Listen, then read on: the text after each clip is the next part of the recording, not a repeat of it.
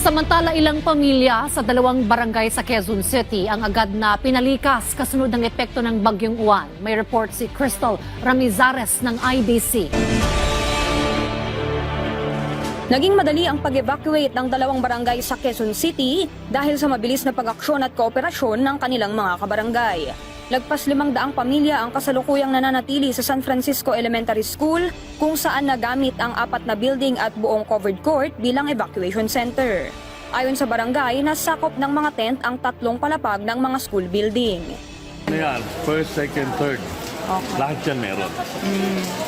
Yung iba kasi, yung ibang tent kasi namin, hindi pwedeng ilatag dun sa kasi masyadong malapad. Kaya ginawa nila, yung tent na nung imbis na itayo, isinapin na lang nila. Nakapaglatag ang mga kawani ng barangay ng mahigit 100 family tents para sa mga pamilya ng West Riverside at mga kalapit na barangay gaya ni Nenita na agarang naghanda para sa evacuation. Kahit maulan po, nandito po kami. Kasi nga po, mahirap po nandoon po kami sa bahay namin, baka nag-trap po kami. Pag nagsalita ng barangay kaplinan po namin, ma'am, yun na po, nagagayak po namin kami ng mga gamit ang pagaling sa evacuation po. Samantala, sa barangay Santa Lucia naman ay nasa 200 pamilya ang dinala sa kanilang 4 na palapag na multipurpose hall na ginawang evacuation center. Nagbigay rin ng libreng pagkain ng mga barangay gaya ng rice meal, sopas at libreng tubig.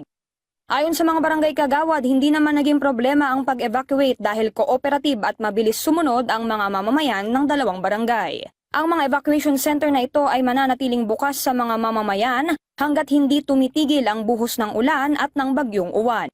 Patuloy pa rin ang pakikipagtulungan ng mga barangay sa QC-DRRMO sa mga susunod na hakbang para sa kaligtasan ng mga residente. Para sa Integrated State Media, Crystal Ramizares ng IBC News.